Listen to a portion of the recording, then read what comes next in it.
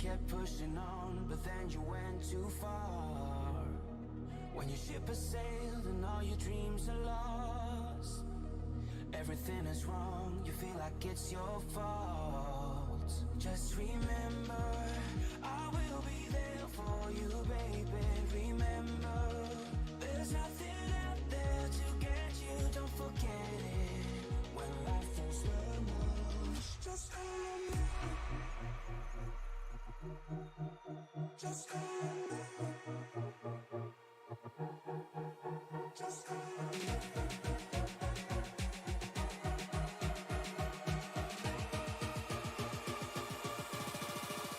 Just call me.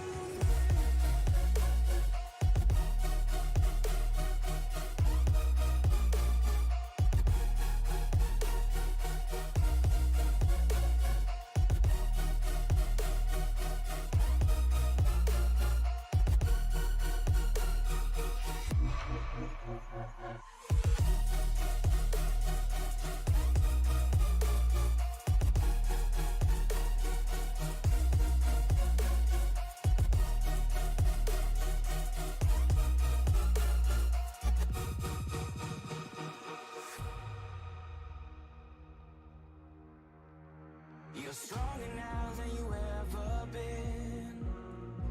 You gotta leave now, it's time to catch the wind.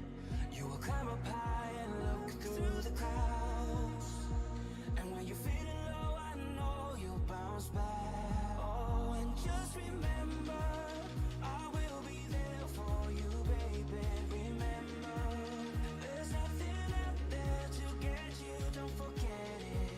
When life throws lemons, just call me. Just call me.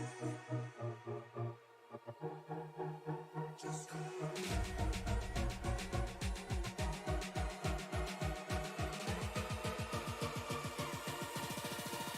Just call me.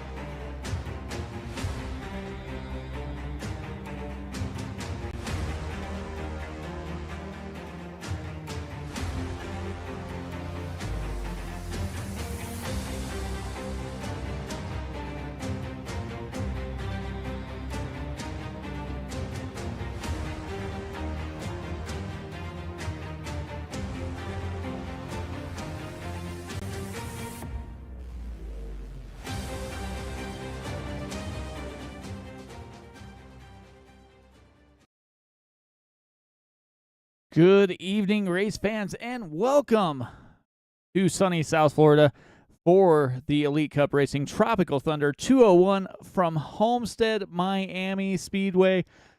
Mike Timoni up in the booth, joined with me, Joe Front Row Manella. How is it going, Joe? Not too bad, Mike. Excited to be back in the booth. Excited for another exciting race here at Miami Homestead Speedway. These guys are going to be out here searching for grip at this track, specifically with the limited banking in these corners and all the traffic that's going to be out there. So should be an exciting race and a very interesting one to announce. Yeah, it definitely will. Last week, we did not get to hear from our winner, Christopher Howell, picking up win number 2 on the season in that Sugarcane 201 at Kansas last week. But back at it tonight as these guys get set. We're 10 races in, so after 10 races, that means it is time for their Eliminator Challenge here. This season, the Eliminator Challenge is going to be brought to you by the Humanities 101 Foundation. So the Eliminator Challenge is going to be the top drivers, the top 12 drivers in points after the 10 races. They each get a chance now. They want to be inside that top 11 each week. We're going to go through. We're going to eliminate the lowest finisher. If somebody doesn't show up, tough luck, you're out. So they're trying to get those 3 extra points that are going to be so important when we start the chase. So look for those drivers to make their way through there. It is going to be noted on your tower in red. You'll see all the drivers listed there. Right now, they're just about wrapping up the qualifying session, and it looks like John Osborne is going to start on the pole. He was the fastest in practice. Yeah, I expected nothing less from that number 11 Chevy. Yeah, Mike, these guys here at Elite Cup Racing, they've developed a interesting way to kind of shake things up, in the first third of the season, giving these drivers a little bit extra to compete for, because as we all know, championship points are crucial. You want to gain as many of those championship points going into the chase. So definitely an interesting strategy that these guys are going to do with this eliminator tournament, and it should be interesting for the next 12 races. Yeah, definitely kind of gives that mid-season the mid-season races a little bit more standing here as these guys get ready to go. Like I said, it's the top 12 drivers of the first 10 races, and they'll just eliminate drivers as it goes on. If you don't show up, like I said, you're out. But I don't envision that being an issue with the field size these guys wind up having week in and week out. Like they're just about ready to get on the grid here.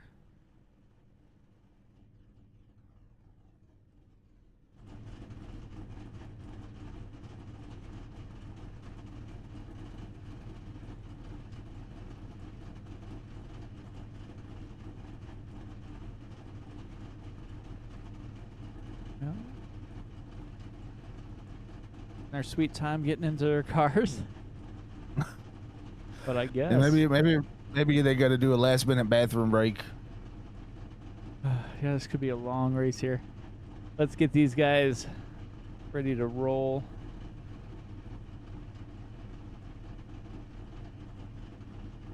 All right, going through the grid. Now we got John Osborne and Dwayne Furtick going to start on that row number 1. Row 2, Jonathan Dominics and Aaron Miller.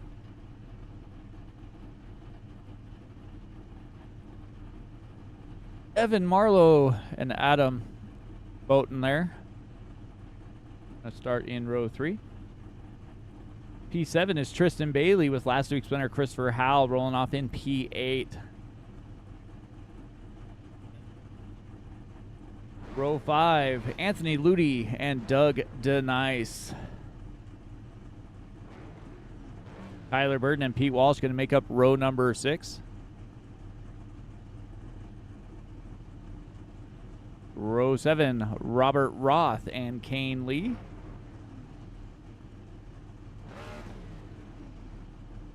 Brian McCall and Chris Evans going to make up row number 8.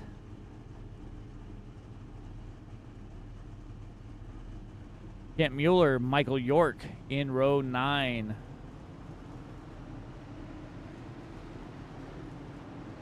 Row 10, Alan Holtzman and Christopher Roth. Alan Holtzman's going to have to drop to the back of the field, and I believe he has a drive-through penalty as well.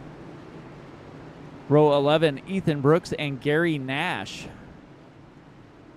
And starting in row number 12, final row of the field, Brian King and Douglas King.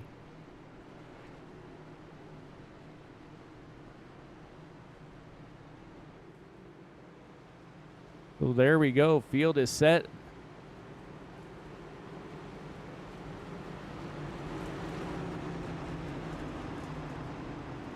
And you can see right there on the tower, the drivers that are highlighted in red, those are your top 12 drivers that are going to be going for those extra 3 championship points. So be on the lookout for those guys throughout the race. Looks like we have Douglas King, Chris Evans all in their pits. Brian King looks like he is not going to start. Pace car is going to dodge those barrels at the end of pit road. Osborne ready to go. And we are green here in Miami.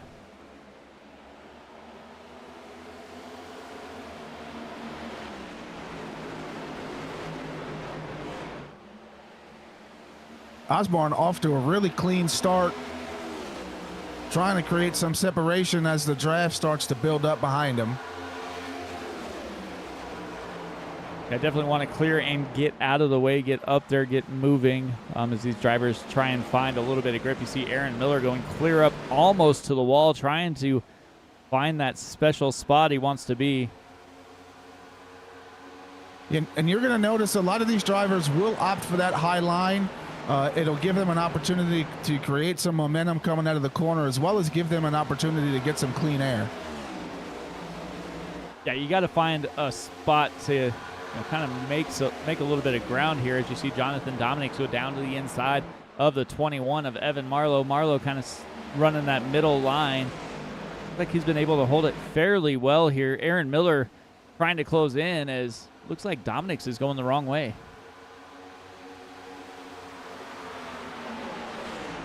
Yeah, and we see Tristan Bailey doing what Tristan Bailey does again. You see him running that outside line. He's going to get a lot of momentum coming off of this corner right here and make almost get a 2-for-1 special. Yeah, already up 4 spots in, 3 laps. So he has definitely found the groove, making his way through the field. It's one of those things, especially here at Miami. If you don't have a good qualifying effort, but you do have some race pace, you can pass cars as long as they start to kind of stay grouped together. You can pass them relatively quickly. Yeah, once the field starts to spread out, it makes it rather difficult. You don't have the draft. You can't really get that much momentum. So we'll definitely be paying attention to that as the race goes on. Yeah, Tristan Bailey up to second now as he gets by Furtick. You see Furtick shifting up a lane, getting out of that dirty air.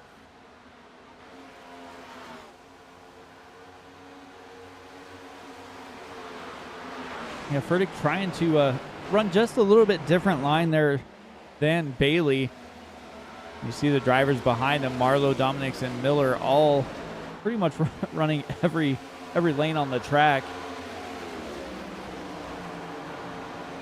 Yeah, Homestead is one of those tracks that are similar to Kansas in the fact that there's a lack of grip and a lack of banking. So we're going to see a lot of these drivers running different grooves, running different lines, trying to figure out what's going to give them the best handling while they maintain speed in and out of these turns.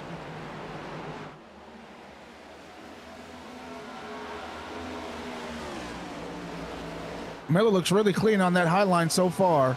We'll see if he'll be able to maintain that throughout the race.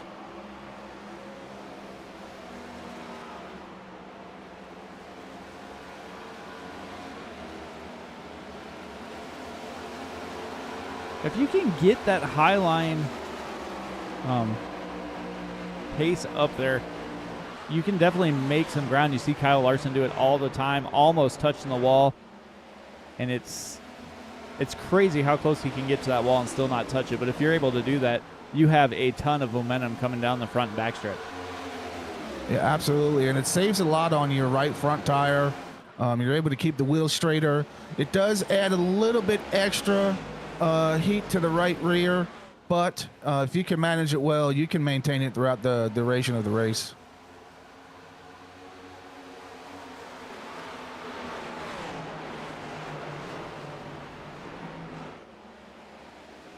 Only thing you got to really be careful of is that bump coming out of turn 4.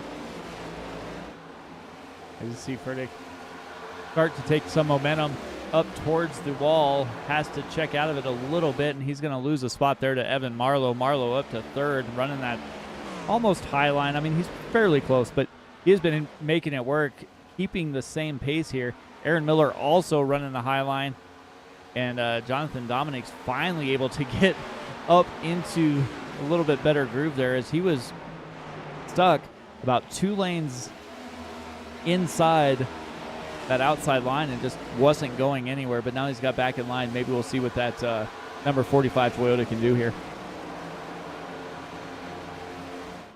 And he's got Tyler Burton trying to run him down.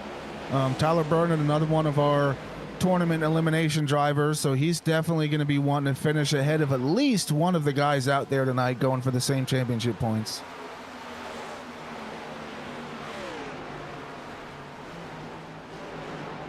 Yeah, definitely. We have a couple drivers here that started in the pits. Chris Evans and Douglas King. Douglas King bouncing off that inside wall, going to try and stay down off the track, take his car to pit lane here. Alan Holtzman had that penalty early from last week, had to take an EOL and a drive-through penalty. Wound up losing basically 3 spots here as he had to make that drive-through penalty, but back on track, trying to maintain his position here. Yeah, he's definitely going to want to avoid going a lap down, and I was thinking it. I didn't say it, but the caution would help him catch back up to the field, so he lucked out right there as we get our first caution of the race. Yeah, it looks like Douglas King did not have a good day there. Thought he was going to try and make it down pit lane, but it looks like he did not. Let's take a look, see kind of what happened here. Go back. That's what we saw initially, where he kind of touched that inside wall. I think he just rode the grass. Yeah, everything looks... Through the safety trucks.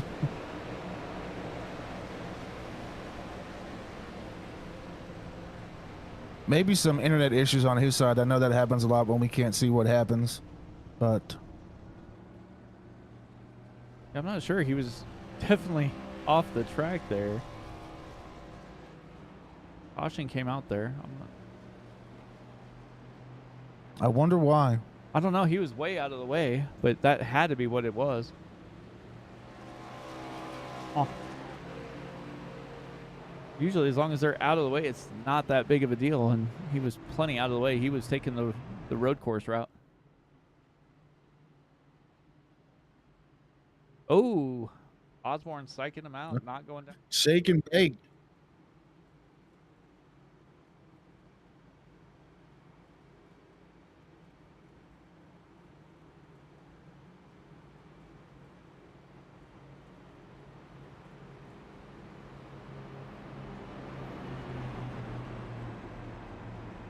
Looks like the majority of the field is opting to pit and fill up their tanks with that Sunoco race fuel. Give them probably about an extra 12 laps of fuel, which could play a role here as the race goes on and we get into the later stages of the race, depending on what your strategy is.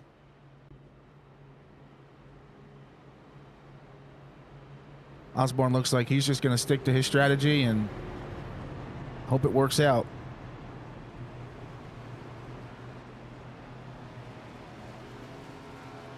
I mean, looking at the fuel that they get, I mean, they're running at 80% fuel. Usually it's somewhere around, 42, 43 laps all the way up to maybe 50, depending on how much you're throttling. I'd assume that it'd be closer to the 40-ish type mark. So, I mean, pitting now isn't the end of the world. And maybe some of the guys used up a little bit of their stuff there and weren't feeling quite right. Yeah, some of these guys might be coming down making some in-car adjustments, but either way, it's still going to be a three lap stop race. So, yeah, it's still going to be about a 3. I mean, if you push it to the end of the window, about 50 laps, you might be able to make it a 2-stopper, but we'll see how it plays out.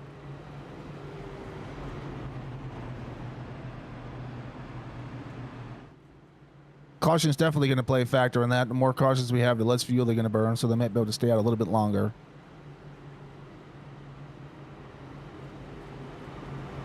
So it is going to shake up the field just a little bit here. Osborne, Furtick, Dominic, Aaron Miller, Robert Ross, Christopher Howell, Christopher Roth, Tristan Bailey, Tyler Burden, and Evan Marlowe. Yeah, Tristan Bailey back to kind of where he started, but if he runs how he was running first, 12 laps of this race, he'll be right up back. He'll be back right up front within a few laps. Now pace car is in. Osborne on the button in a hurry, trying to gap the field here into turn one, and he'll do just that as Furtick and Miller are side by side racing for P2.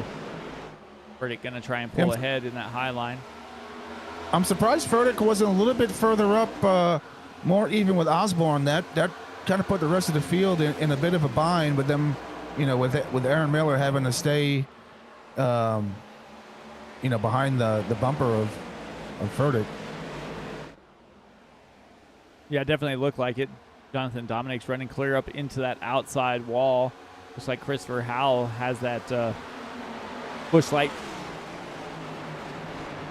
machine there coming through the field here. Looks like it's the bush light apple once again.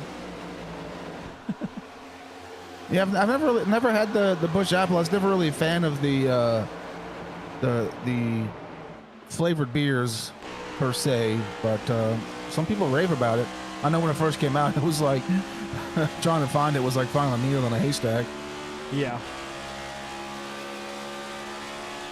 You can see just how close he was getting to that outside wall as he drives it deep into the corner.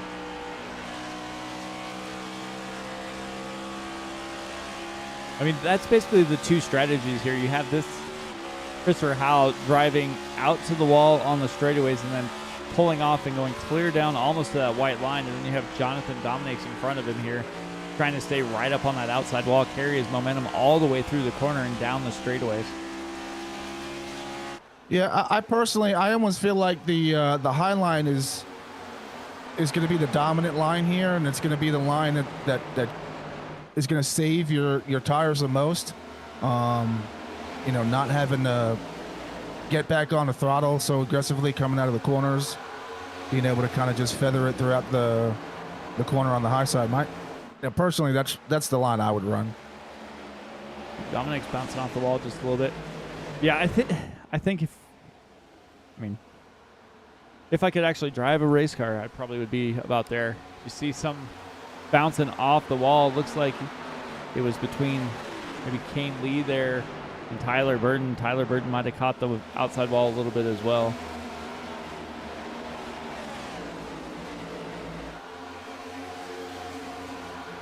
And either lane that you run, it's going to be tricky. I feel like more so on the outside, as you see them almost going three wide there. You bounce off the wall, and there's a car right next to you. There's a very good probability you're both going to be ended up going for a spin. Yeah, definitely is something to watch. And the bad part is with some of these drivers who came in on pit to pit, you have some slower drivers that didn't, and they stayed out. So now you have to work by a little bit slower traffic that you know you're faster than, but you still have to have the patience in order to get by, because if you make one little mistake, I mean, you're going to ruin not only their day, but also yours. Yeah, those few extra gallons of fuel, it makes a difference in the way of the car. It allows the car to sit more on the right rear and keeps the car a little bit more settled. It's a little less susceptible of coming around on you, as opposed to the guys who didn't pit. They're going to have less weight. So now Osborne is just driving away right now. It doesn't look like not pitting has affected Osborne as much as some of these other drivers. Yeah, no, Osborne and Aaron Miller both did not pit, and they're staying up here. Tristan Bailey just is doing what he usually does. He's back up 4 spots, running P3 here, even after making that pit stop. Furtick and Dominic's are fading back just a little bit, as looks like Dominic's got a little loose there maybe Marlowe got into the rear bumper just a touch, shot the 45 down the track, but it's also one of those things where you get close to that outside wall, you try and move down, and sometimes it just is not there. Yeah, that could have also been a bump draft gone wrong without actually going back and taking a closer look at it. It's kind of hard to determine actually what happened there.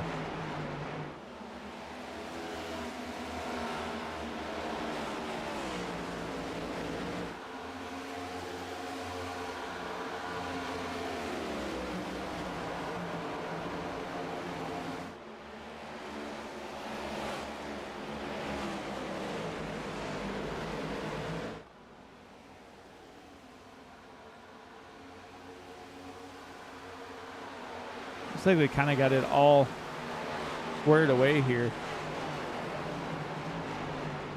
Pretty much single filed out for the most part. Michael York, Tyler Burden, Robert Roth. Robert Roth won at Talladega.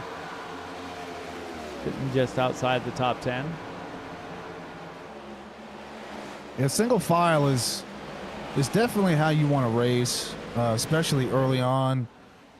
Goal for every race is make it to the end, right? But on this track, with the different lines that you can run and how slick the track can get, it's better to play it safe early on in the race and make your push towards the end. I just see them get back and forth once again.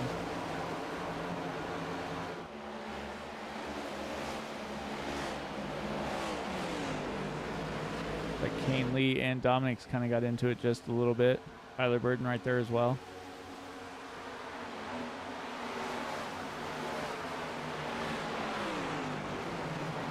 I know Tyler Burden and Kane Lee last week had a couple little issues on track.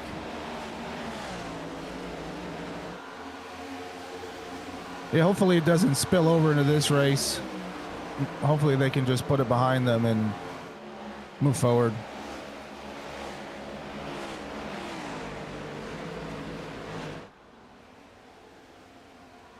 Right now, all of the drivers that are in the Eliminator Challenge are sitting fairly well. You've got looks like Pete Walsh, Doug Denise, and Kent Mueller are the three kind of battling for that to stay out of that last spot here. Yeah, it's almost split right down the middle. You've got 6 in the top 10 and 6 out of the top 10.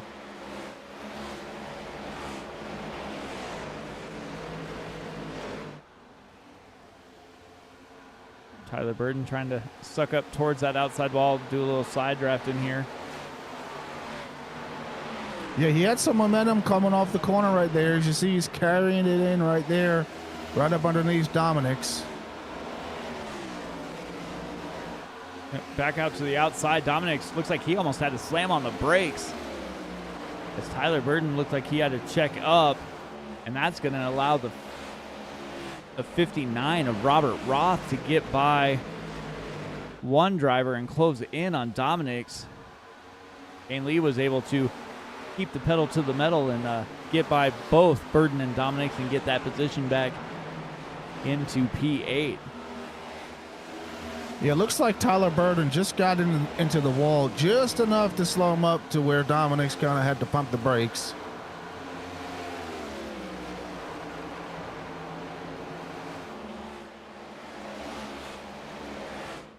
Up front, though, it looks like Tristan Bailey has finally reeled in John Osborne. Osborne had been having himself a day all up front, all by himself, but now Tristan Bailey within a quarter of a second here, running that high line.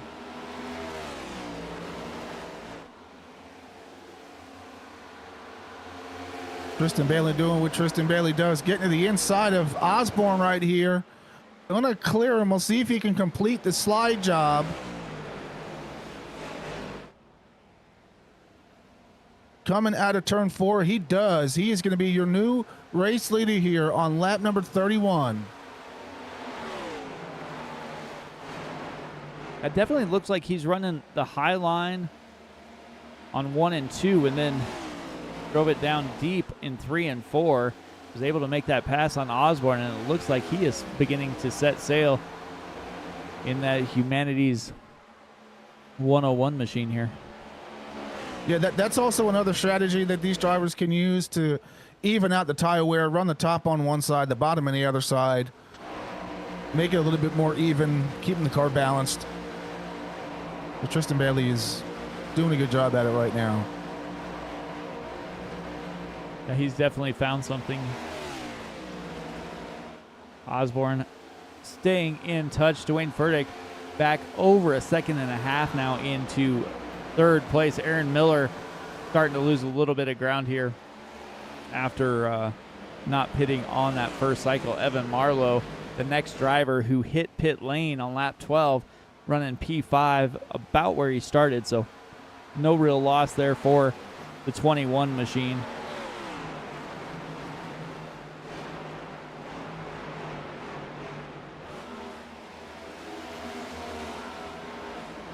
Tyler Burton, Kane Lee still battling side by side down the backstretch. Not quite enough momentum there for the 06 machine.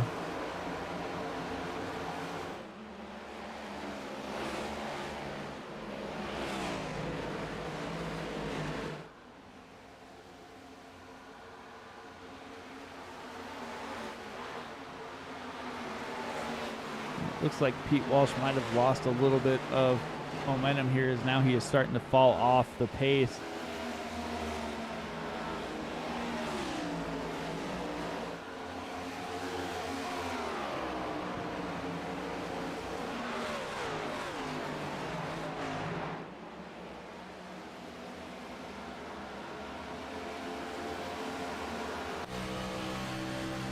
Go on board here with the 21 of Evan Marlowe. He's trying to make this pass here on Aaron Miller. Drives it in deep. Trying to hold it down on that bottom lane. You kind of have to feather the throttle just a little bit as you hear him get on and off. And he makes that pass on the 10 and is now up inside the top 4 there, running P4. Yeah, you can see him there just putting in enough throttle to get the car to rotate, but not enough to get him tight coming off the corner. So good job by him. And up front, Tristan Bailey. He hit the wall. Into the wall. He's got no front fender. He's pulling a Tyler Reddick.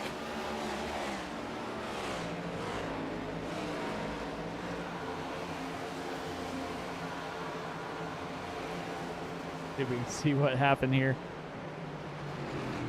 Do that 9 machine.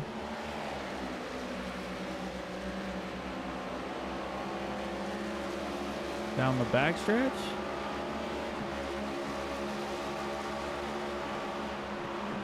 Looks like it was coming off of 4. I don't know what happened. Let's take a look. Oh, whoa. He just snapped loose. Yeah, right in front of Osborne. Debris everywhere, no caution. So that is going to put a damper there on Tristan Bailey's day. Yeah, depending on how much damage he's got, he might be the first driver eliminated in the tournament. Yeah, that is rough.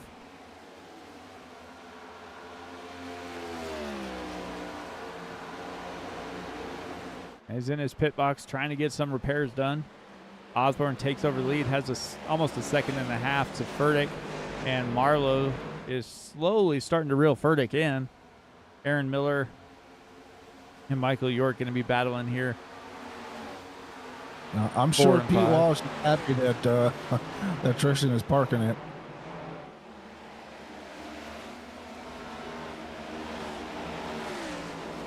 Yeah, multiple laps down there for Tristan Bailey.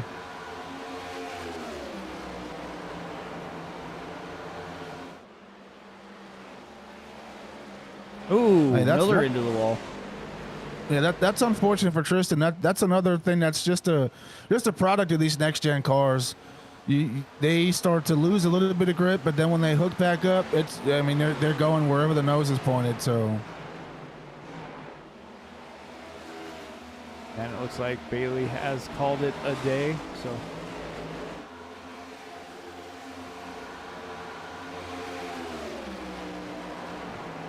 nice battle right here between York, Miller, and Howell.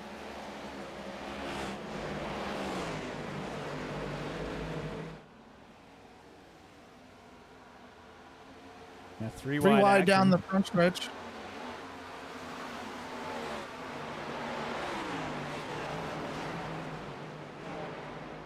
Miller opting to back out of that 3 wide into the corner. Might be a smart decision.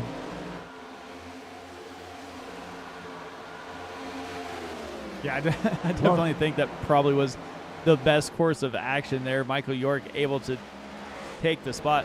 Miller almost in that outside wall as well, trying to keep that momentum up, but it's going to be tight here. There's that looks a little tight there with looks like Kane Lee sliding up in front of him.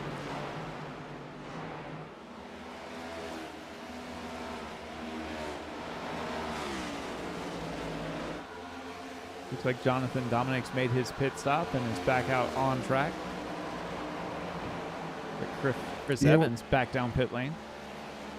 Yeah, we're right at the start of the pit window for all the drivers that didn't pit on the first caution, so we'll be seeing them coming in one by one.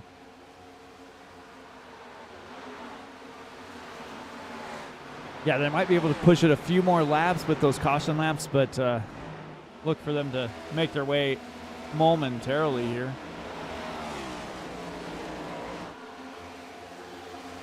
Especially if they're just going to pretty much try and split it in about, 3 sections, 2 stop the race, call it good.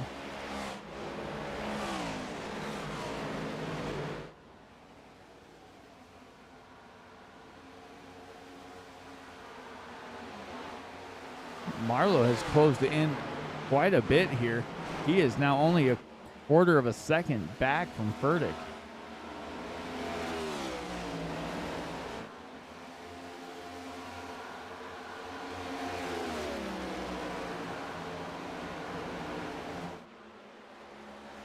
Yeah, Marlowe's gonna if he can maintain the top, stay off of that wall, he'll gain some momentum over the next course. Over the next couple of laps. Yeah, the fastest 5-lap average. John Osborne, Ryan McCall now, and Evan Marlowe right there as well with a 33.81 average.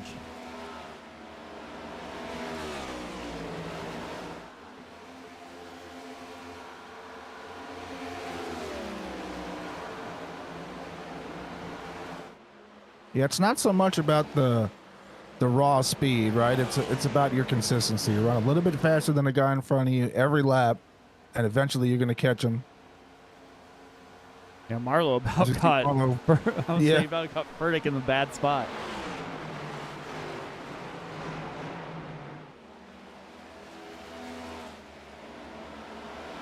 Aaron Miller coming down pit lane.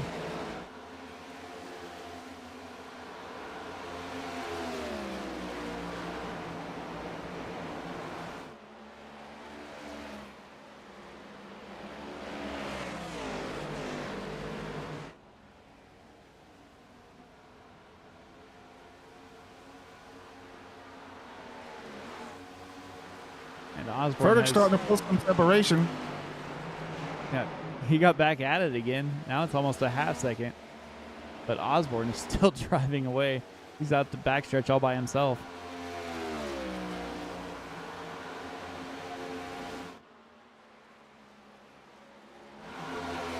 Yeah, with all that clean air he's got. Oh, sorry, go ahead. Oh, yeah, you're good. I just saw those guys battling side by side, but you're right. Clean air is dominant here. Yeah, he is pretty much free to choose whatever line he's run. He's at nobody's mercy. He's just whatever's going to work for him is on any specific lap is just what he's going to do.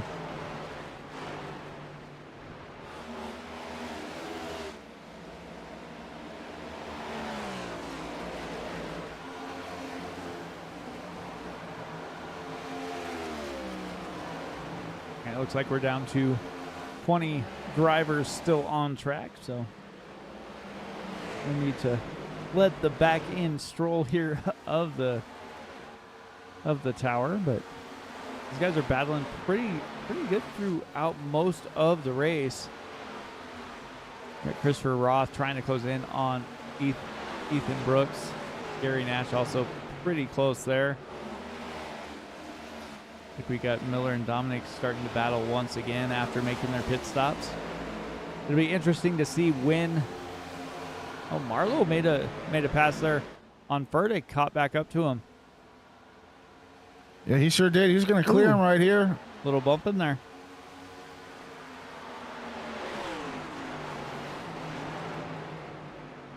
Well, I was gonna say, Furtick trying the ever so risky passenger side draft. Yeah, especially in these cars on iRacing, man. You get a little too close, sometimes that netcode just comes up and grabs you.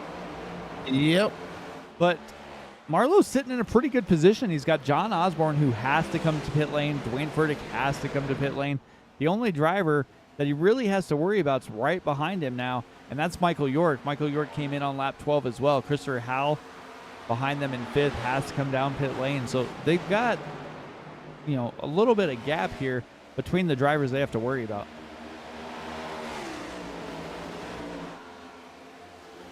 And it's not so much the tire advantage, it's that fuel advantage that's going to allow them to get out in front. Oh, absolutely. And they're going to drive probably another 10 laps or so, so it should be fairly easy for them to at least get, a couple laps here out front with that clean air. Dwayne Furtick just came down pit lane. I'm going to say John Osborne's going to come within the next lap or two. I mean, he's been kind of out by himself, so he's been able to manage that throttle as best as anybody can.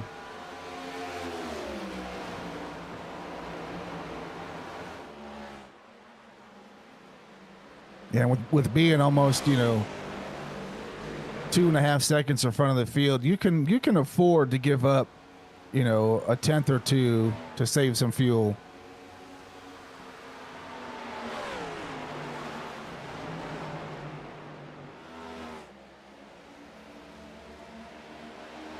That's kind of my strategy. If I get into a position where I'm out in front and I've got, a second to a second and a half lead, you can save some fuel, decide, how close you want to let somebody go before you pick it back up, and just go from there. It looked like Michael York almost bounced off that outside wall before pulling it down and going to the inside lane. And he's going to make this pass here on Evan Marlowe. Yeah, sometimes that wall gives you no choice but to go down low.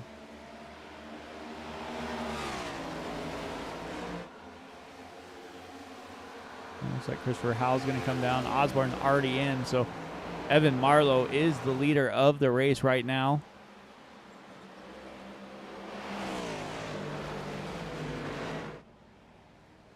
One thing that I always find interesting is these after these pit cycles, you get some guys that have those cold tires and they go to throttle up, especially on this pit road exit, which is basically the access road. Yeah, you throttle up just a little too much, and that could end everybody's day around you. Yeah, I wouldn't be surprised if Marlowe comes down the pit the next couple of laps. You see him kind of running a little bit down off that wall. He was getting a little tight the last few corners. So I wonder if he's just going to run a lane off the wall or if he's going to come down pit road soon. Yeah, he might be doing that. Looks like Tyler Bird and Kane Lee battling once again side by side. Osborne following behind them. Osborne is a lap down as he was making his pit stop.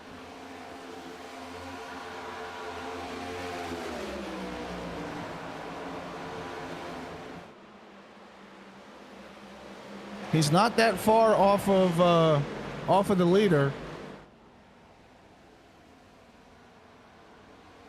Definitely not.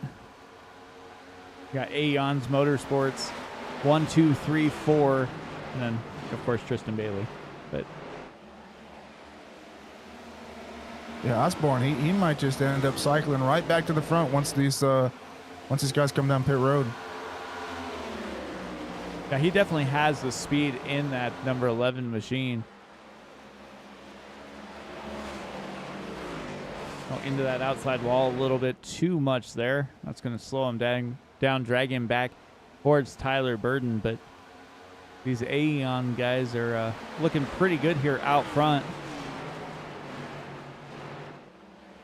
The 90 of Ryan McCall holding up Osborne here. Osborne is going to be the fastest car on track after making his pit stop. Trying to get that lap back the hard way.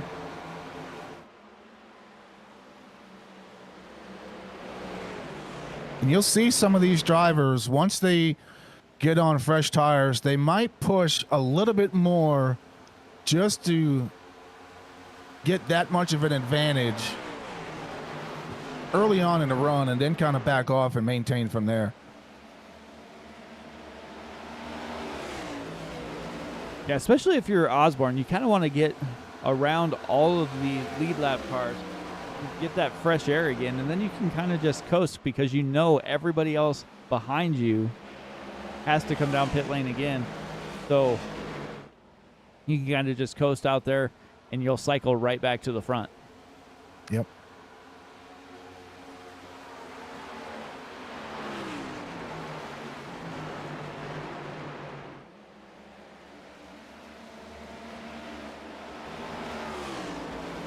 We should be seeing, if I'm not mistaken, these leaders start to come down pit road any time now as they're getting close to that 50 lap mark here.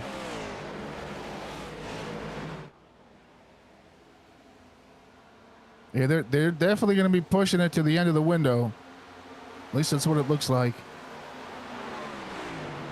I mean, I think you almost have to, because if the window, looking at it, the way everybody kind of made it was 55 at the most with 3 laps of cautions. So you're probably going to have to make another pit stop anyway, because it looks like maybe, what, 70? Going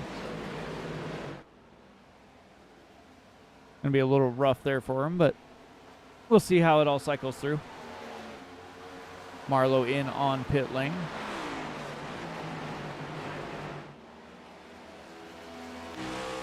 If they can push it to 68, 69 laps, they just might have enough fuel to make it to the end. But that's just fuel. That's not tires. Well, then again, if you can make it 68 laps on the tires and the fuel, I mean, yeah, heck, you might be able to make it to the end. I don't know how much speed they'll be able to carry at the end, but statistically speaking, they should be able to make it.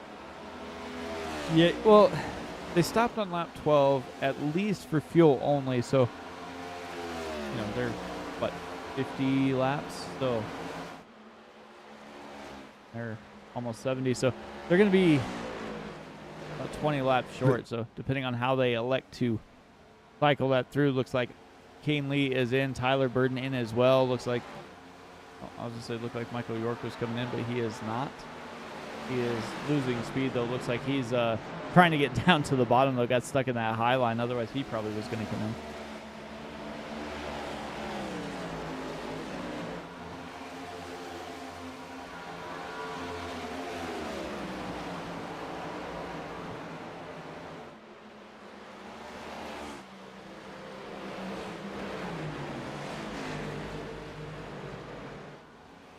And in comes Michael York.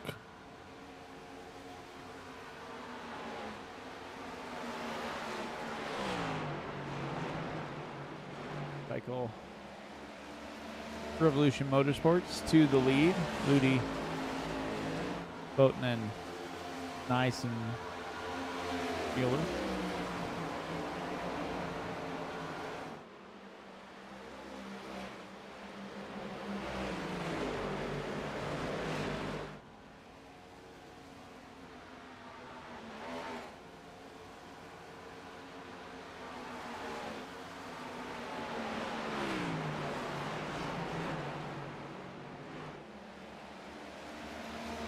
Ethan Brooks is in.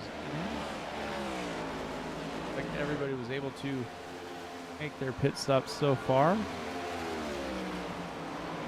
without any pit road speeding penalties here. Yeah.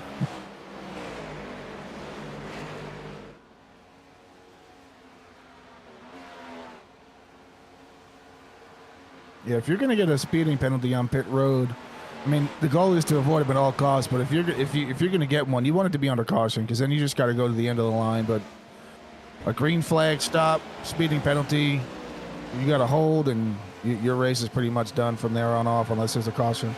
Yeah.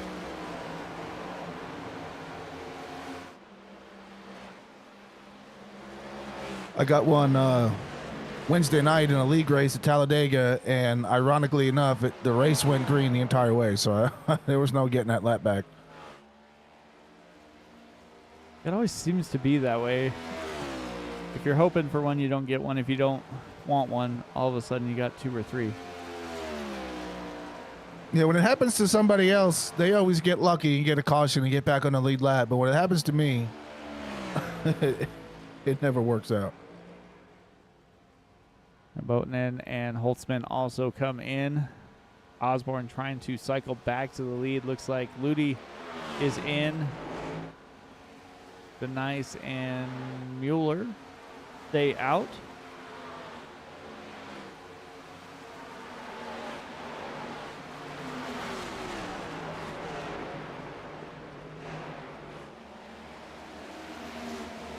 A little over halfway here in the Tropical Thunder 201 from Homestead. Working our way through the pit cycle here.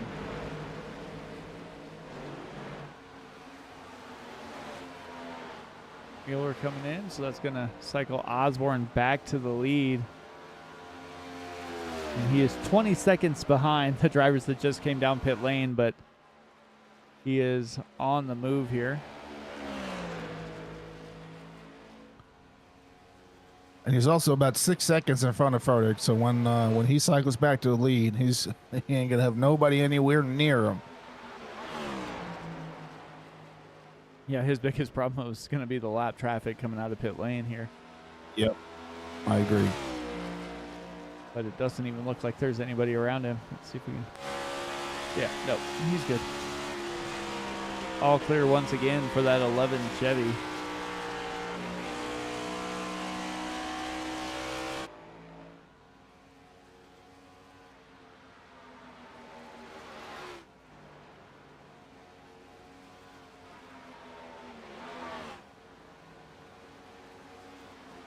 Aaron Miller, Christopher Howell going back and forth here.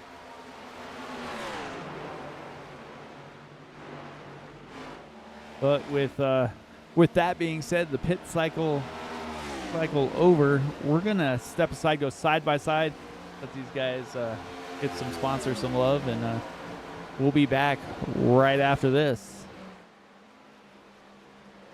Premier Racing Setups is the longest running setup shop on iRacing. Our monthly subscription options start as low as $20 a month. We offer setups for dirt oval, asphalt oval, and road racing, covering a wide range of cars and skill levels.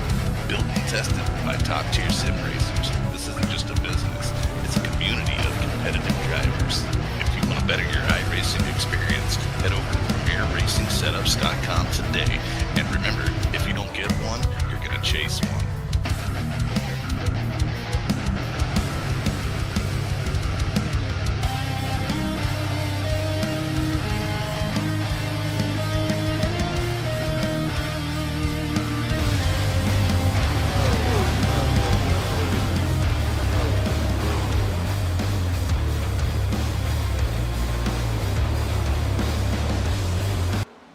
Premier Racing Setups is the longest running setup shop on iRacing.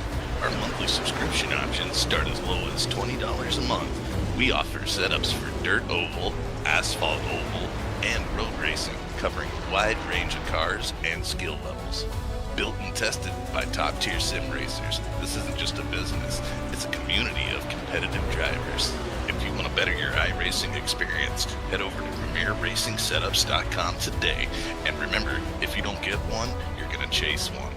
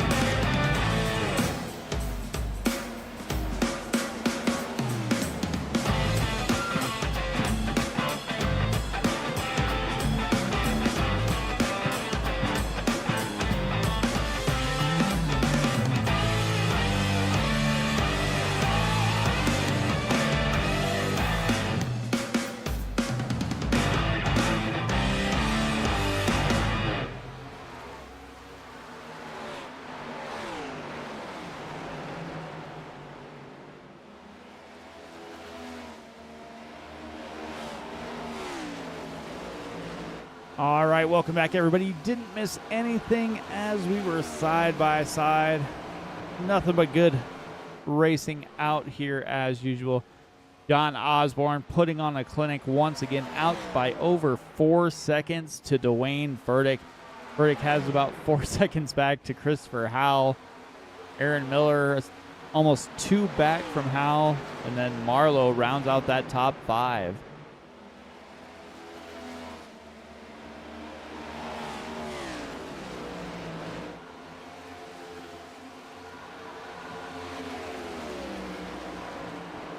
Yeah, Osborne is holding on to about a 4-second lead over Furtick. He's been maintaining that since the green flag pit cycle. Next closest driver to Osborne is going to be Christopher Howell, who's 8 seconds behind.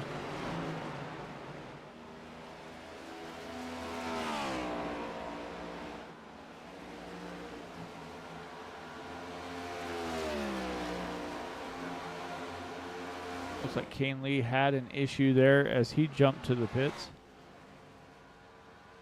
See maybe what happened to Kane Lee.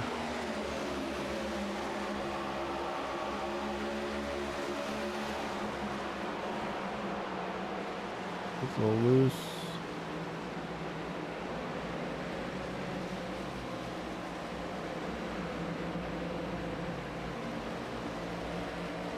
Coming down pit lane.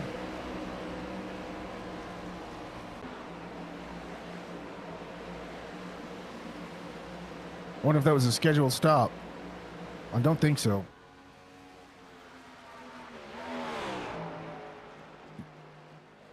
Well, it doesn't look like it. Hey, and it looks like Brian King, who was here for practice, finally jumped in. He's going to be 83 laps down once he gets going here, but he is in his pit box trying to come out onto the track.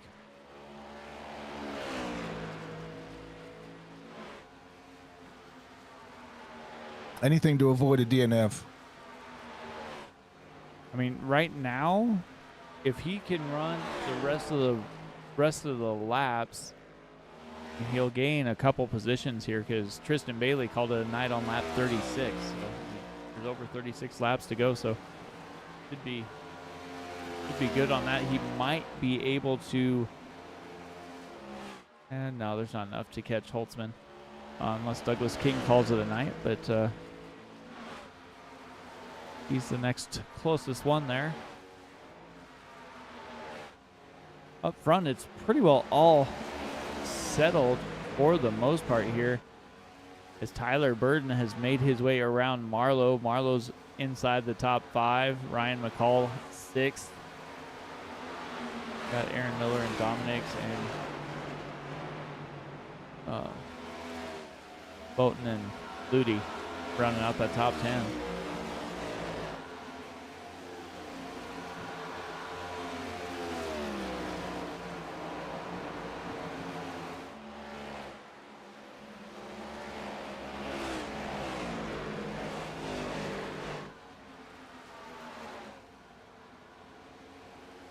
Well, as it sits right now, unofficially but officially, Tristan Bailey is going to be out of the Eliminator tournament. Yeah, kind of bad. You wreck and then you're done. Like Kane Lee has called it a day as well on lap 79. Alan Holtzman out on lap 67. Douglas King still running. Tristan Bailey, though, 36 laps complete, and he had called it a night. Chris Evans looks like 29, and he's done. Brian King has now made 4 laps on track. We've got a three-way battle here with Dominics and Miller. Yep, the 94, Adam Boughton making his way back inside the top 10, running P9.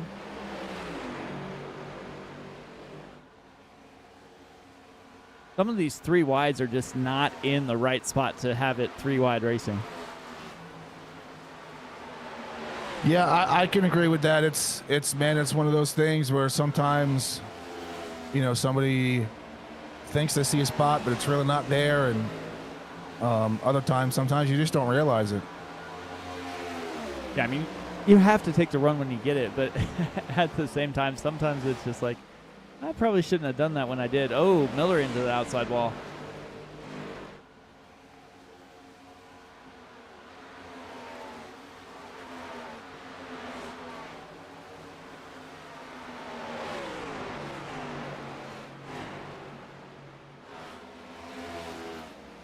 That 94 machine last came in on lap 67.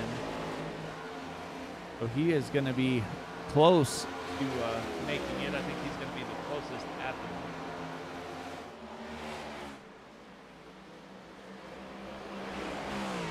the Yeah, that's literally split right in half. So he just might be able to make it all the way to the end. I might have a little splash of fuel is all he might need. So trying to make that pit stop as quick as possible. Well, I mean, realistically, the only thing he's going to have to do is he's going to have to switch to pump 2, and he can go 3 more laps.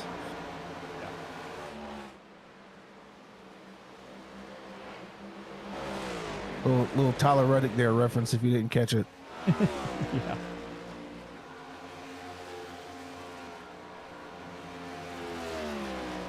He gonna drive away with the race tomorrow as well?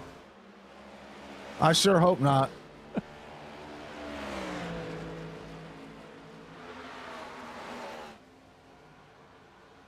But I mean, at the same time, I mean, if it's not him, I'm almost positive it's going to be another Toyota. Yeah, it seems like they've got it figured out on some of those tracks.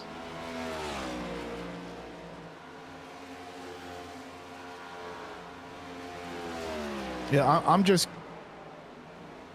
I'm convinced that the new body change to the Chevrolets, it just killed those cars. Yeah, I don't disagree. I'm pretty sure that when they changed those, I don't think anybody knew exactly what it would do to change them, and now the teams are just trying to figure it out. I mean, we'll see what happens in the second half of the year, but I mean, right now, they can't seem to find speed anywhere. Nope. No, the only tracks they've really dominated on are the short tracks. Yeah, where you don't have to draft or beat anything. Yeah. Jonathan Dominic's coming in. Looks like Aaron Miller made his pit stop.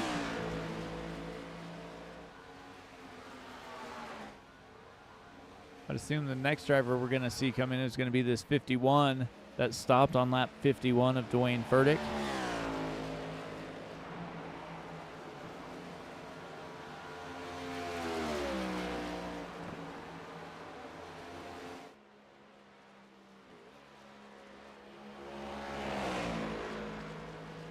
You can see he's bleeding a little bit of speed. Osborne's gained about another second.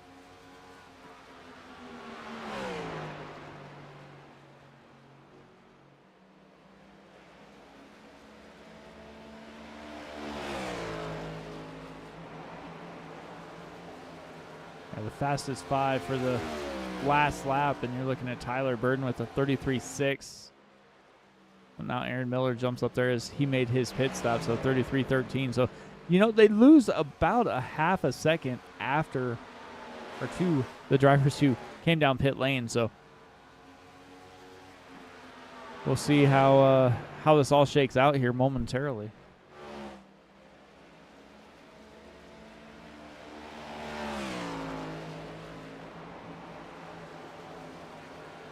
Yeah, once the field is spread out the way it is, I mean, you literally just have to rely on driving skill. There's no draft that's gonna propel you forward, and you know it's just you out there. So it's gonna make it really difficult for Furtick to gain any ground on Osborne or anybody for that matter, because you see the field is all pretty much 1.5 to 2 seconds away from each other.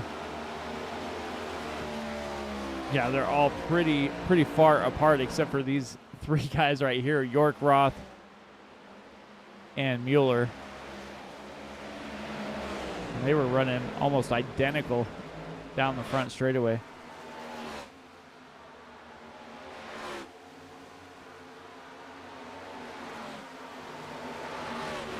Yeah, the next 2 that are closer than these 3 are going to be Christopher Howell, and Tyler Boughton. They're running about 0.2 off each other for the last podium spot.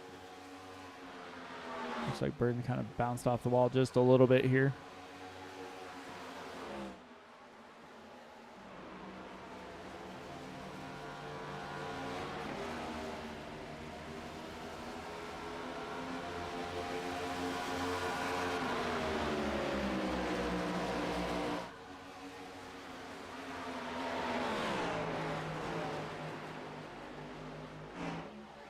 Gary Nash coming in that 88 machine, pitting from P8.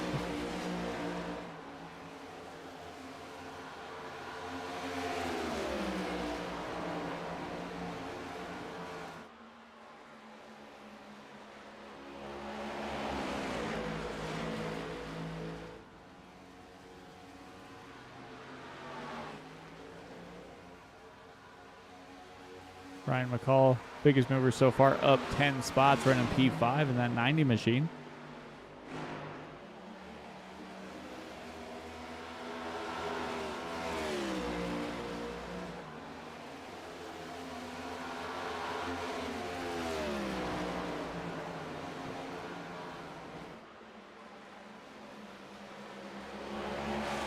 That's going to be close for Brian King to get a couple points here, but still going to at least get some laps.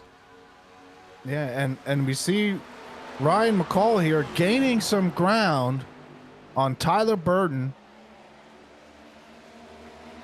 and Christopher Howell.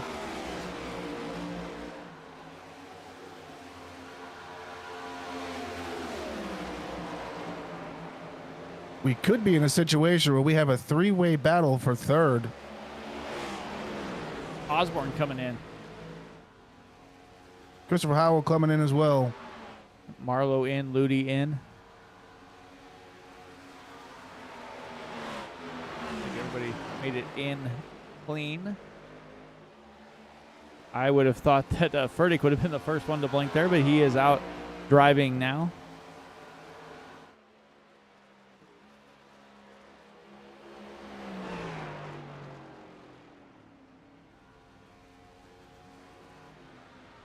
Osborne still on pit lane, coming off 45.25 for Osborne. Looks like he took 4 tires and filled it full of fuel. Furtick coming in now.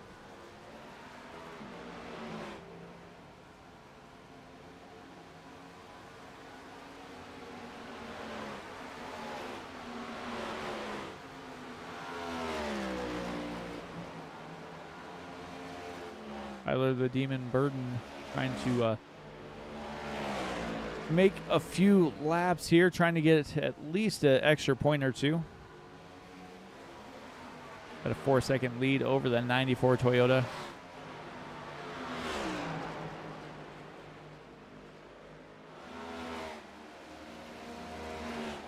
Boughton trying to close in a little bit here, trying to run that 94 machine as far as he can. Came in on lap 67. Imagine he's going to pit with 10 to go, maybe.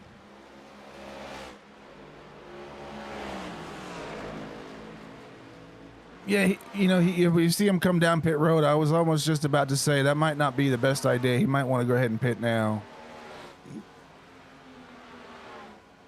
Tyler Boughton making it. 94 still out rolling. Denise staying with him, Mueller with him as well. All 3 Revolution Motorsports teammates inside the top 3 now.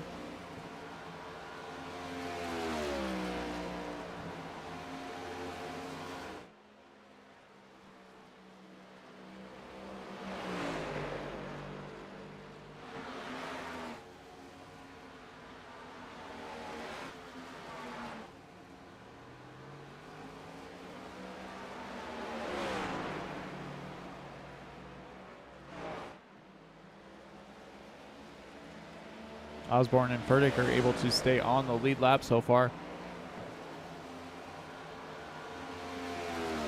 It looks like they're up to speed and will be able to stay there. Christopher Howe, Tyler Burton, Ryan McCall, and Evan Marlowe all just over that 36-second mark back from the leader here.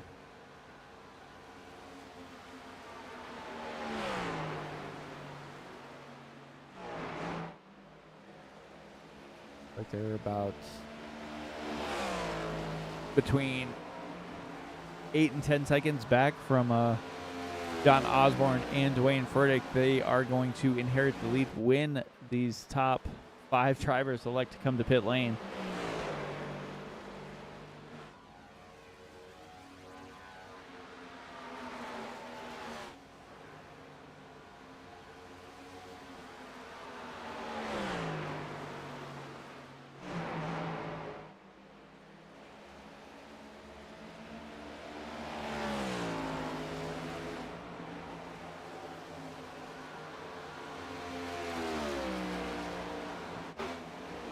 Nice. Mueller all still hanging out here. Michael York. Oh, York smacks the wall hard.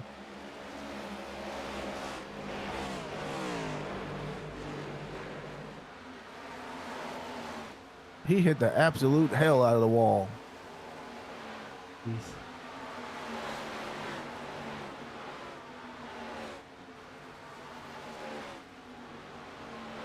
Brooks is about almost 9 seconds in front of Osborne, so got a little bit of a gap there.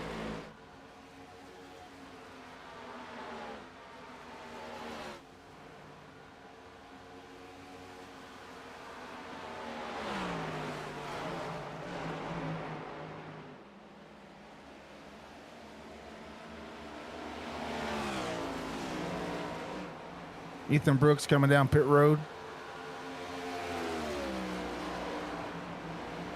Going to leave 4 that have yet to come down pit lane after pitting on lap 64 or later.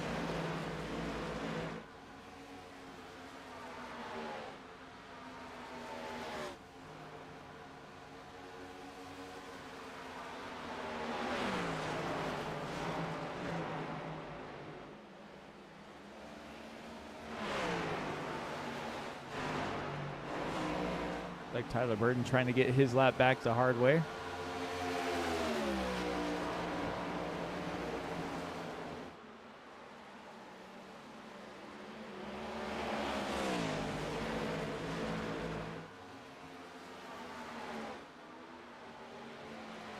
Well then, Michael York. Go. Michael York had an issue, going to bring out the caution.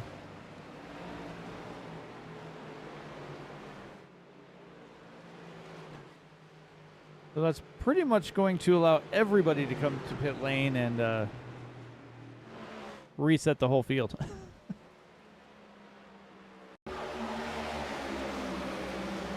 Oh.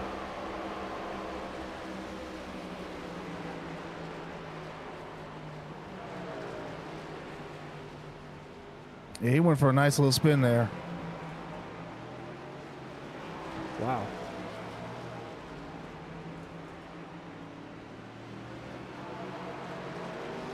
Inside, outside, wound up sliding most of the backstretch.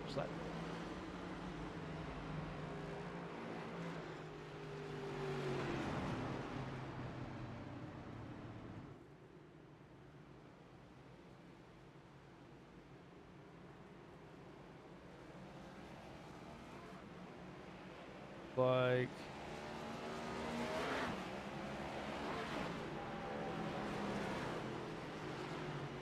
now Osborne and Furtick also coming in, so I wasn't sure if they were going to elect to come in or roll the dice and try and get on that front row.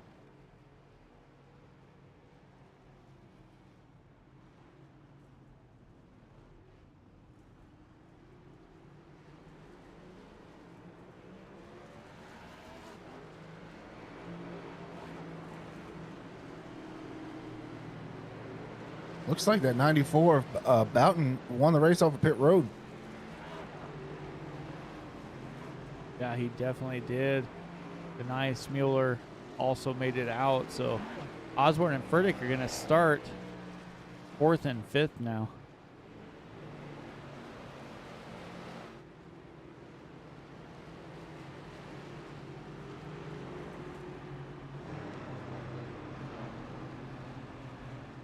Some of these drivers who got trapped that lap down are going to have to stay out, take the wave around, and try and get that track position back almost the hard way here. But they should be able to make it to the end.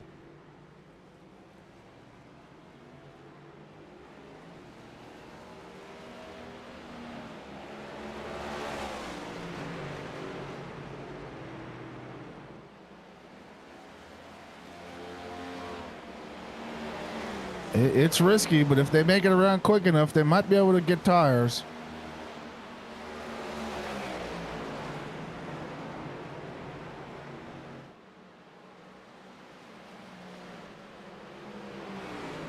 And then York's going to get the EOL for causing that Getting on pit caution. road. Oh, okay. Yep. They're stacked back up. Lights are out. We're ready to put this one to bed here with 20 laps to go.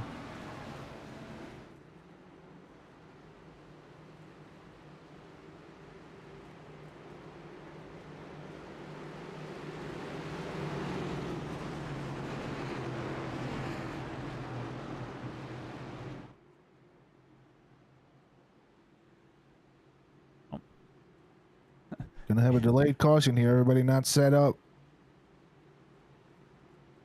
Yep. Saw that coming with how many wave around cars we had.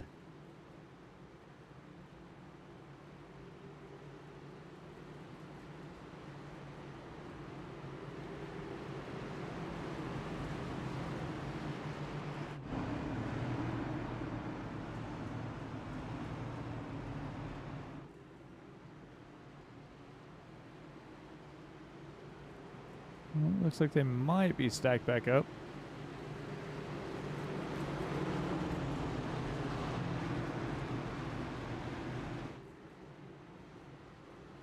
Boughton, Denise, Mueller, Osborne, Furtick, Burden, Howell, Marlowe, Dominics, and Ludi are going to be the first 5 rows here.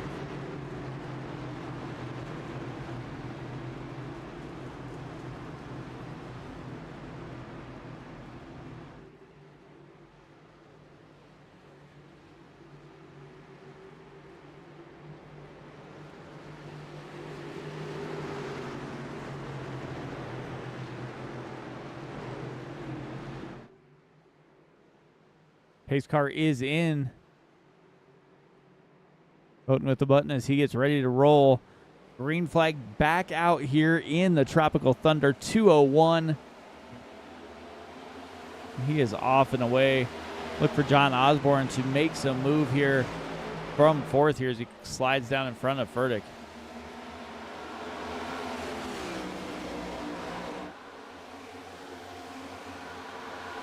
Yeah, Osborne, he definitely has the car to beat tonight. He's just got to get that track position.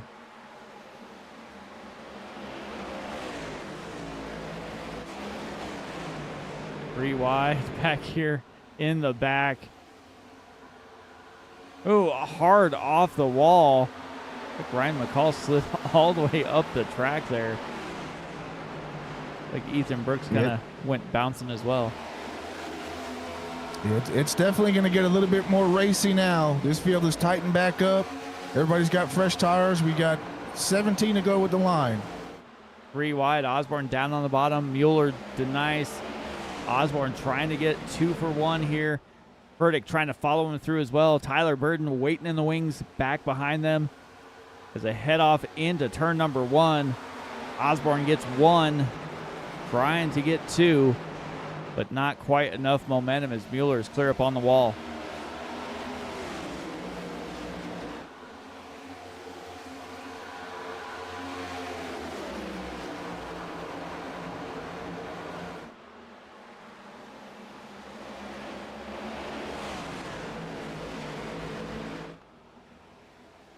Yeah, Mueller able to keep pace there, take that spot back, put Osborne back to 4th. 16 to go. Furtick pulls out a line, goes to the bottom, going to try and get by Osborne. Osborne's going to have the momentum off of the corner here. So does Furtick. But Osborne able to clear him. Osborne trying to close in. Track position means everything. As that 94 machine begins to pull away, he's got 0.8 of a second lead now. Back to Denise. Mueller back there in 3rd. Osborne, Furtick. All those drivers trying to battle up here to get inside the podium positions.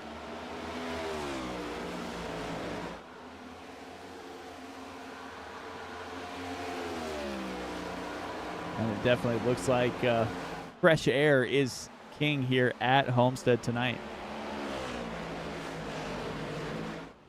Yeah, and with the restart with only 17 laps to go, there's really not much time to get settled. A lot of these guys are going to be pushing, driving a little bit on edge, probably a little bit outside of their comfort zone. But I know Osborne is definitely going to want to pull back up front and contend for the win. Yeah, Osborne had the dominant car all night, got stuck back here in traffic after the pit cycle and has not been able to move forward now. Like Denise and Mueller kind of bounced off the wall just a little bit here. Revolution Motorsports 1, 2, 3 for the moment. Furtick gonna go down low, try and get some track position here, try and get by Osborne.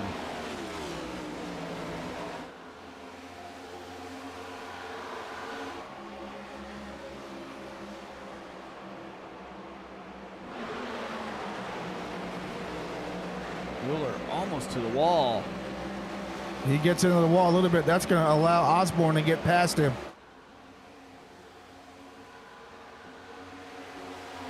Now one mistake, and that's going to cost you a couple spots here. It looks like Furtick might be able to get by as well.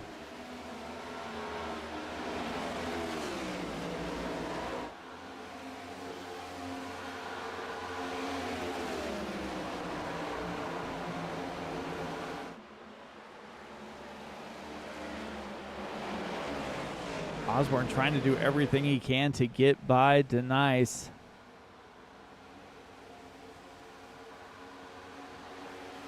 Yeah, the battling right here is definitely going to allow Boughton to increase his separation as he's out to about a second lead. He's gained 0.2 on the field.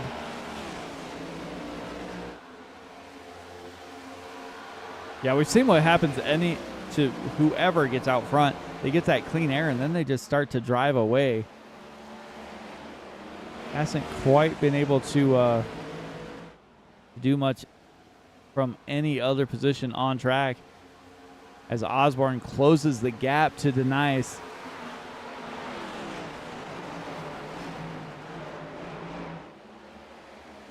Ten to go, 9 next time by.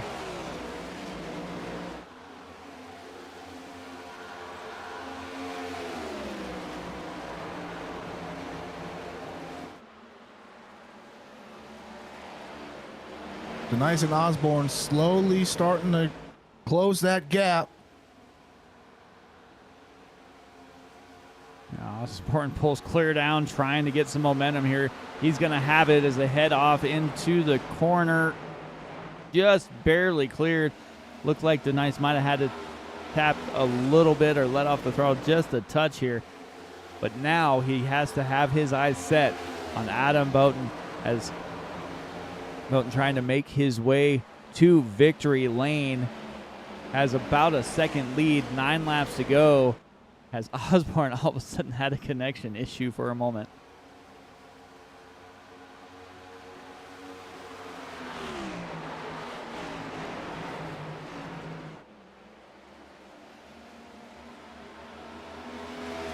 Boughton is really putting the power down right here. He's extended his lead to a little over a second and a quarter.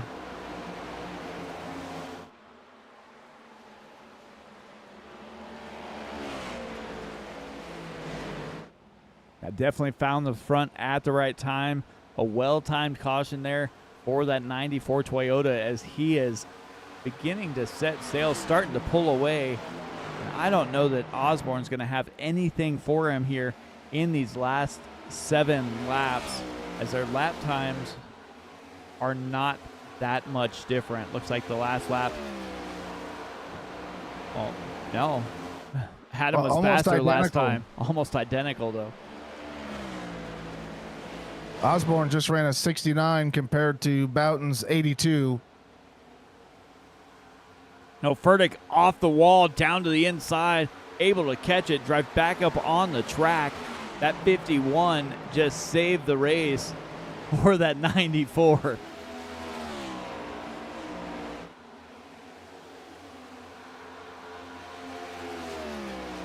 Yeah, Boughton is, he does not want to see a caution.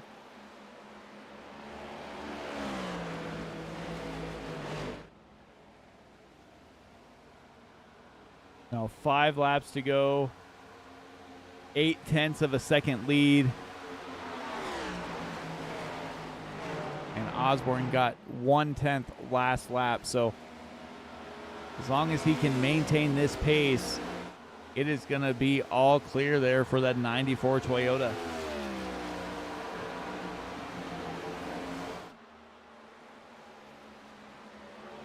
Oh, there it is.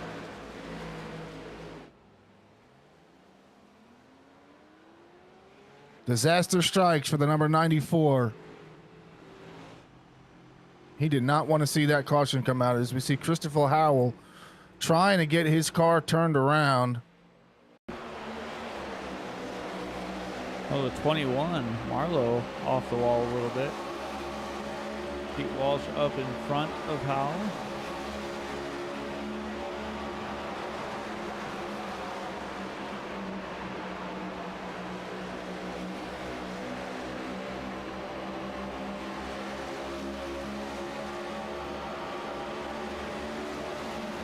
Evan Marlowe giving him a little shove right there. Oh.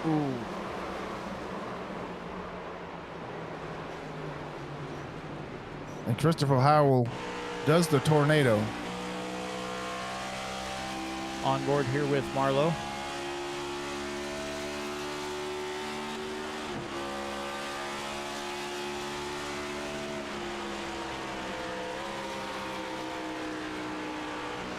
It looked like Marlowe just stuck the nose in there as Howell was going to come up for a block.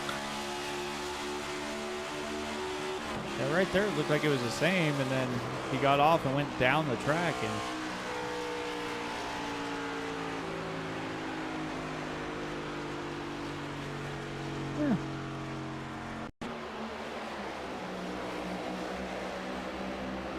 Take a look at that again.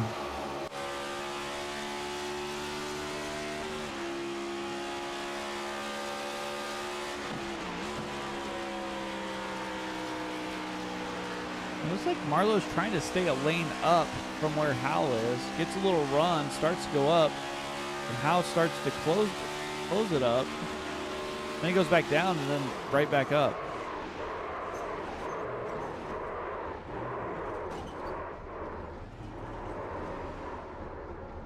Yeah, that's just a product of hard racing.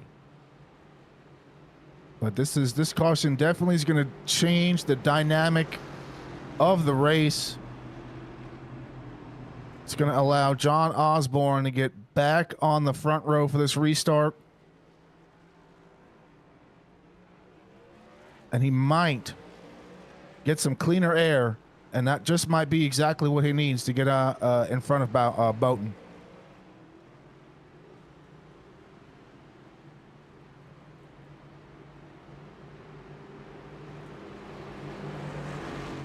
Be an unofficial green-white checkered here.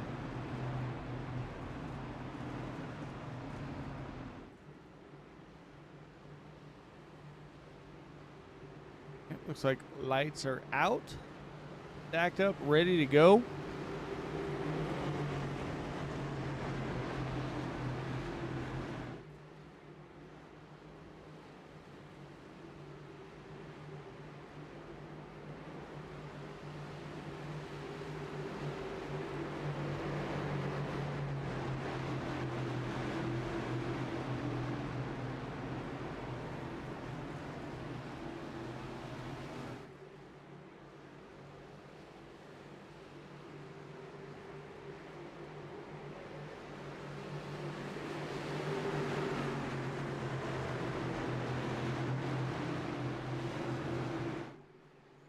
Pace car is in.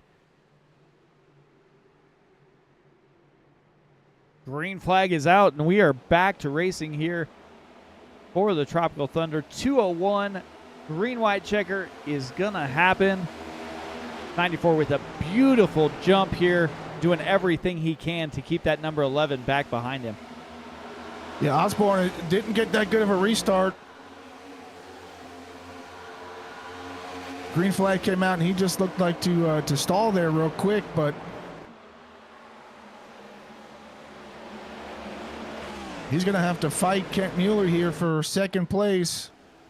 As Mueller going for the crossover here, coming to the white flag. White flag wrecking back behind him.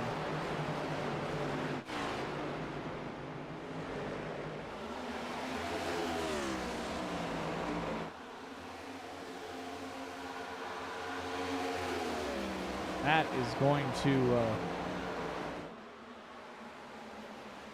ruin the night for a few drivers at the back of the field, but Adam Boughton gonna set sail, get a victory here in the Tropical Thunder 201.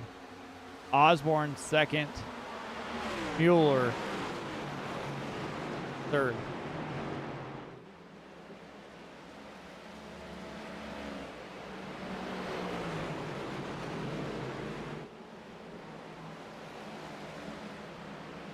Osborne definitely would like to have that one back, because that caution doesn't come out and he wins the race.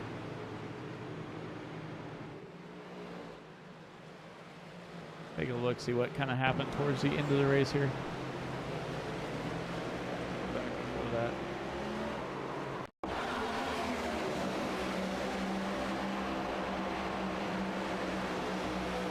Looks like Ethan Brooks and Anthony Ludy getting collected. Yeah.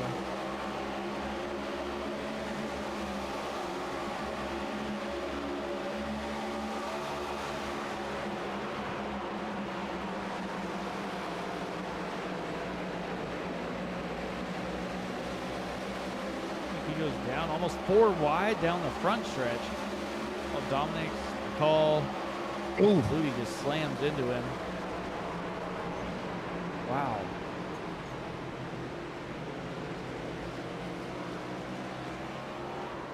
Wow. What a finish. Adam Boughton just burning it down here.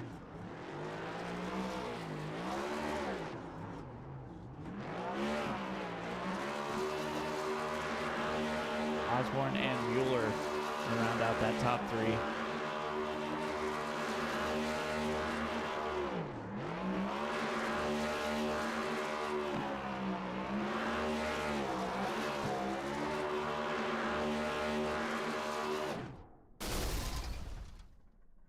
Blew the There you go. engine. Blow it up.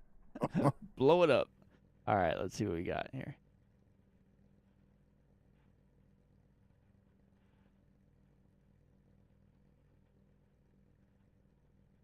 Kent Mueller up here for you, Joe.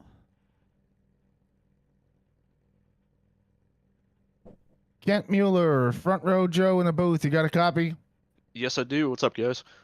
Hey, man. So it looks like your strategy kind of paid off, waiting to pit until you absolutely had to for that caution to come out. Was that the plan? I mean, yes and no. I mean, I was just kind of trying to go as long as I could, not necessarily bank for a caution. We were looking at pitting with about maybe 15 laps to go or so, but I was going to take 2 on that stop regardless. But then once the caution came out, I'm like, yeah, let's just throw 4 on it and see what we can do, and was able to start ripping the top and held on for a good podium spot. Yeah, it was definitely an exciting finish. It was just you and Osborne battling it out for the last 2 podium spots, and the guy started wrecking behind you, which kind of sealed the fate. It was just you and him going for that second place position. You came away with a 3rd place finish. Gonna get you some points for the championship standings, and you are going to survive to the next round in this elimination tournament. What are your feelings going forward in the season and into this elimination tournament? Yeah, so I would say so far this has been probably one of the best starts to a season I've had in a while, and just keep solid runs and chip away and see what we can do. I mean, just the goal is to be safely in the top 12 by September for the chase, and we're on that trajectory. When it comes to the in-season tournament, next week's going to be a crazy wild card with Sonoma. Anything can happen there. We haven't ran there in a couple of years, so I'll be interested to see how that goes, but definitely looking forward to it. Yeah, absolutely. So, Kent, before we let you go, who do you want to thank and who helped you come away with this third place finish tonight? Yeah, thank you guys for being in the booth. As a co-owner of ECR, we can't thank you guys enough for what you guys do for us every week. Thank our fellow RMS teammates. We had a really good run as a group for the most part tonight. We all had speed. And just thank everybody in ECR. This is a great league. We've been around for a very long, long time, and just keep building on it every single year. Awesome. Well, Kent, with that being said, we're gonna let you go and join your teammates, and congratulations on your finish. And we will see you next week in Sonoma. Sounds good, Joe. Thanks.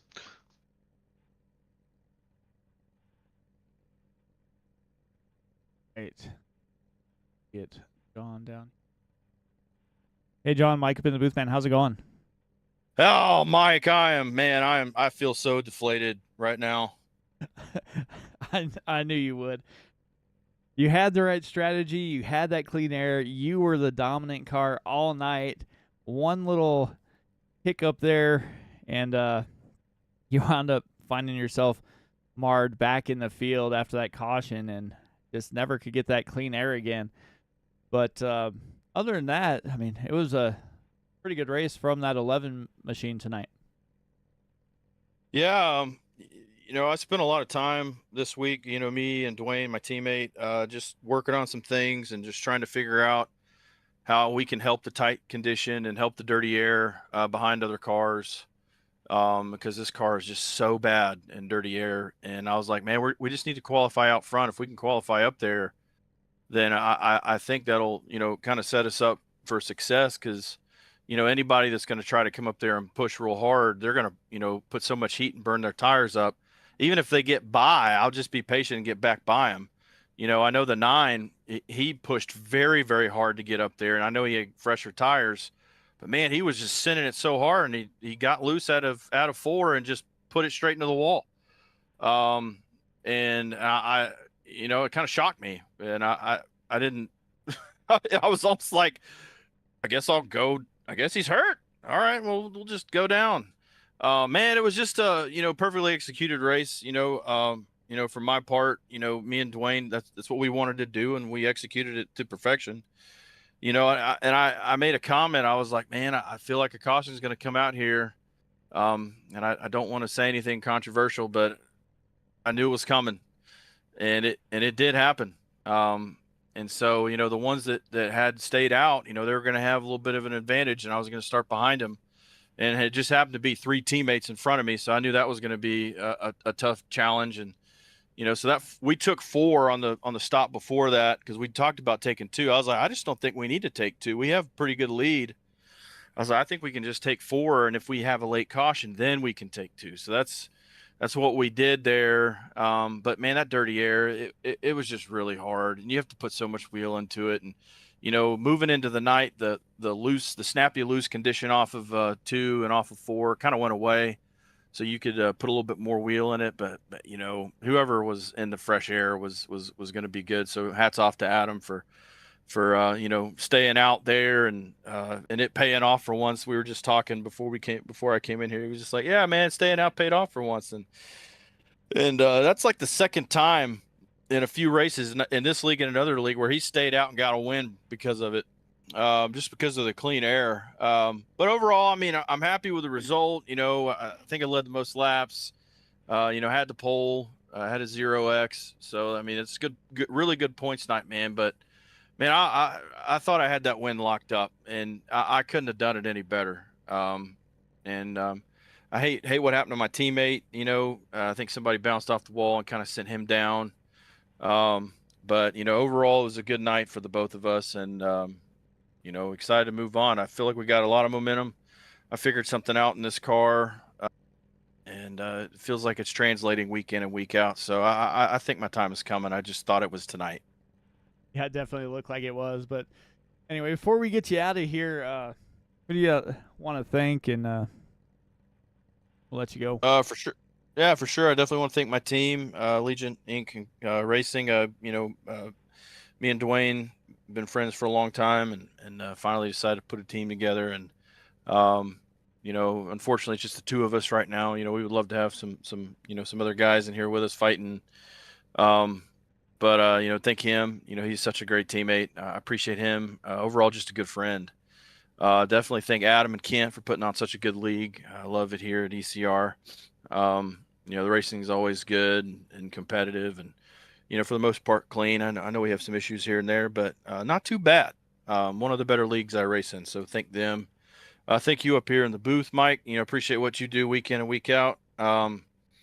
It's a tough job to broadcast a whole race for hour and a half, 2 hours, especially when you're by yourself. I don't know. Do you have any help tonight? Oh, I do. Yes, Joe's sir. Up here. Oh, what's up, Joe? How's it what's going? up, buddy? Yeah, I didn't pay attention. I didn't look in the booth. So, no, yeah, I'm hoping you guys had fun. I'll watch back to the broadcast and try to leave some comments on there. But yeah, I definitely want to thank my dad. He just moved out of his house into a new place in a little village, and so last night was his first night. So, Dad, I did my best tonight. It wasn't my fault. Did everything I could there at the end. I'm just happy to get back to second, but I appreciate you, Dad. Love you so much, and I'll be down there to visit you in the next couple days. Yeah, man. I guess that's it. Well, I don't even know where we're at next week. Where are we at? Sonoma. Yeah, I won't be winning that one. Yeah. I'm not now. Dwayne might. He's been putting a lot of work in there, but if I get a top 10, I think I'll be happy next week. And then I think that's our only road course for the season. So if I can just survive there, maybe hopefully get a 0X. We'll see how that goes. But if I can just survive there and move on, then I'll consider that a win. But appreciate y'all and hope y'all have a good night, a good rest of your weekend, a great week. Yes, sir. Thank you, sir. All right.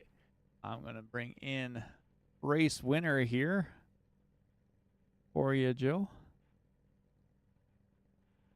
Adam Boughton. This is Front Row Joe in the booth. How's it going, sir? Pretty good. How about yourself? Not too bad, man. What a end of this race, huh? That's one way to put it. Nothing like a good old strategy call to set myself up, and lo and behold, the old yellow flag from the top rope to shake up the race. Yeah, it was a gutsy move, right? But it ended up working out, because if it stayed green, it looked like Osborne was going to take it. But nevertheless, you come away with a win here tonight. Gonna get 50, at least 50 points, which will put you up into second in the chase. And you survive another week in the elimination challenge. So that's another positive outlook on it. So kind of walk me through the feelings, the emotions, the strategy as you restart for that green-white checkered. Well, let's back up right before the caution came out. We were because we were off cycle with the way that first caution came out, so we were it was about 18 lap difference compared to John and the top runners. So after the green flag pit stop, we were planning on coming down with about 30 to go. But then as we got closer to 30 to go, we started noticing that tires really didn't seem to be dead yet, and we got calculating there that if we run it all the way out, there's only going to be about 12 laps to go, and where we were running is we were running between 10th and 5th, depending on where everybody was on strategy. So after we got to about lap 30, we flipped the script and said, we're gonna run it all out, and if the tires feel they're still there, then we were gonna do a 2-tire stop at about 12 laps to go. So that way, if it was terrible to drive, we only had to drive it for like 11 laps or so. But the car was handling really good, and that's what we were gonna go with. And I think I was like 3 laps away from pitting when that caution came out there. But when when the caution came out, that flipped everything. So we came down, put four Mr. Feelgoods on it, and then restarted there with my 2 teammates with Kent and Doug on that last restart, or the restart before the green white checkered, and just got to a little bit decent lead, settled into a groove, trying to figure out how to drive the car faster than I've driven it all night. So got into a little groove there, and was just able to really just maintain about a second on everybody else, while John was picking and weaving his way through my 2 teammates. And then right after he got cleared, he was inching a little bit, losing a little bit, inch a little bit. Didn't really look like he was going to gain too much on me. And then we had that green white checkered. And then when that green white checkered came out, I was like, oh boy, I'm screwed. Because I had no idea how that car was going to fire off on old tires in a 3-lap shootout like it did. And then on that restart, that thing about exited stage left, coming out of turn 2, because that thing did not want to turn, and it turned into a boat. Good thing we were in Miami. But ultimately got it. I think just knocked the dirt off the tires, and it came in through 3 and 4, and then was just able to settle in the last lap and just back the corners up a little bit, hit my marks, try to be as smooth as possible, and just brought it home with the win. Yeah, it looked like Osborne, it looked like he was pushing a little bit too hard and having to back off, and then pushing a little bit too hard and having to back off. And I mean, all things considered, either way, you did what you needed to do to come away with the win tonight. Going to be putting yourself into a really good shot at going for the championship with Tristan coming away with a DNF tonight. He's not going to walk away with as many points as he's been. So, that's going to shake up the points a little bit. I mean, he's still got a 1.5 million point lead, but it's gonna reel him back in a little bit, make it touchable now. So hopefully we can just keep chipping away. Yeah, it will, and we still have quite a few races left to go in the season. We're going all the way till October, so plenty of time to make up some ground on Tristan, and going into an interesting track next week with Sonoma. So Sonoma is definitely going to be that's going to be survivable. That's going to be survivable. It is absolutely, man. These road courses, and it's just so difficult to drive these road courses, but nevertheless, you came away with a win tonight.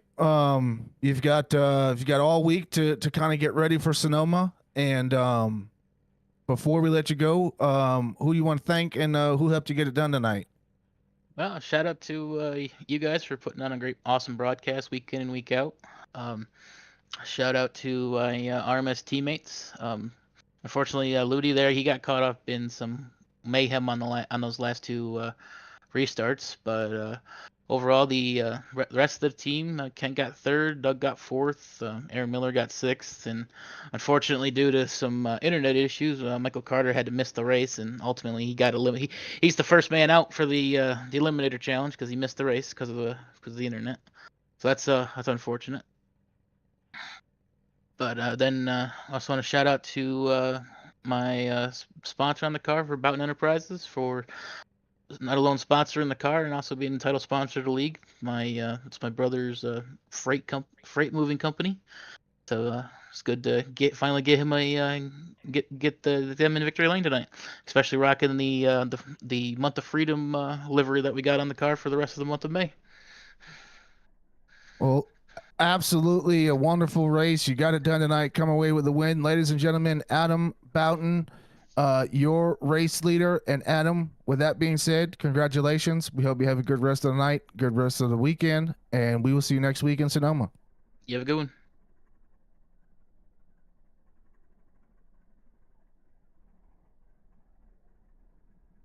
Well, learned something new in that interview. I forgot that Michael didn't make the race. So, yeah, Kristen Bailey, lucky duck there, has a terrible accident and will still move on in the Eliminator Challenge. So, lucky for him, but we'll see what happens next week at Sonoma. It is that wild card race, and whoever does not handle the left and right turns probably going to wind up going home on that one. But thanks for joining me again, Joe. Anything you want to say before we get out of here tonight? Just as always, thanks to Sim Racing Media for allowing me to be in the booth with you. Again, thanks to ECR for allowing us to broadcast their races and give them some time in the spotlight. Yeah, definitely. Glad to have you in the booth. But next week we get to head off to Sonoma for Jim Jeffries' Jungle Gym of Unbelievable Chaos at Sonoma. So we'll see what those 45 laps at Sonoma hold for us. But from all the drivers here of the ECR NextGen League and all of us at Sim Racing Media, we want to wish you guys a good night, and we'll see you next week at Sonoma.